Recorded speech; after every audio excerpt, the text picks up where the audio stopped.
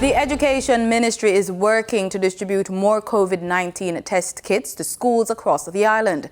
This as there has been a reported uptick in the number of students testing positive for the virus.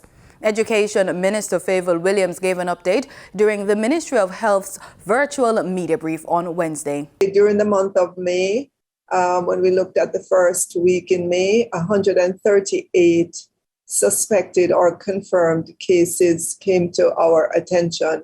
Of that number, 99 were suspected among students, with 22 confirmed as positive.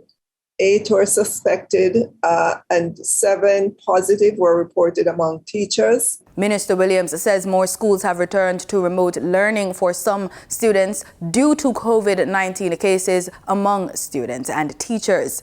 We also note in the next week that some high schools have reported that they have reverted to remote teaching, to the virtual teaching environment for some students in some classes due to the suspected and confirmed cases of COVID-19 among teachers and students. So, for example, Kingston College's Melbourne campus reverted its grades 7 to 9 to online since last week into the Labor Day weekend to resume on May 26th with face-to-face. And there are some other schools you'll see on the screen that indicated to us that they might have had to send of a class or so into the virtual space in order to be able to continue school. Director of Health Services Planning at the Health Ministry, Dr. Nadine Williams, highlighted a slight uptick in those numbers between April 25 and May 15,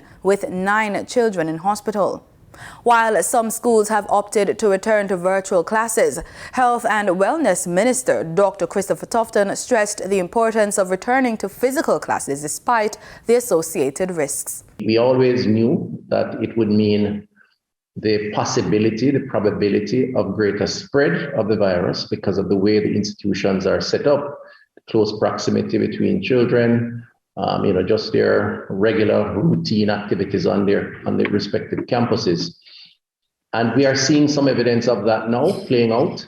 However, again, the qualitative distinction around whether persons are sick sufficient to be hospitalized or just display symptoms to be overcome with time is worthy of note.